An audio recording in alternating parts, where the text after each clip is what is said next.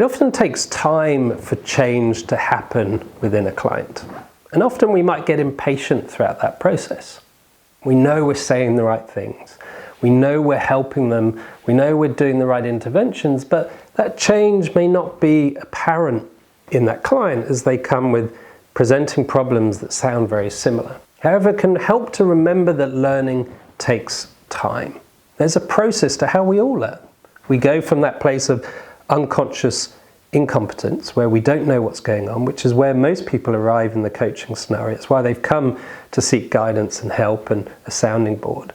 Then they become consciously aware that they're incompetent, consciously incompetence, before we help them to become consciously competent and insert the right behaviors and the right interventions and the right thoughts or emotions or processes that they want to intervene to change that scenario.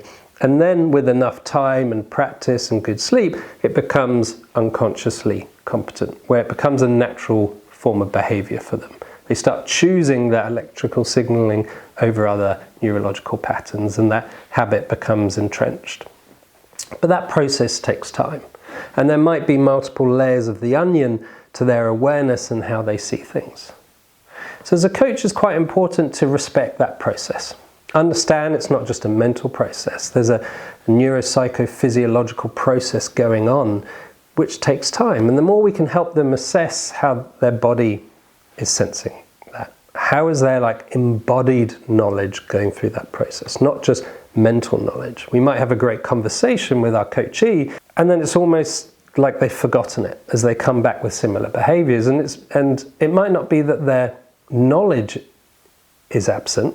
In fact, they might feel even more disheartened and more like a failure because they know what they need to do, but they're just not implementing it because we're not helping them through that embodied change. So helping them understand that that process is a process. That learning process takes time to get from unconsciously incompetent to unconsciously competent, and respect that process both on a psychological and physical level. And then that will help that neurological wiring to happen.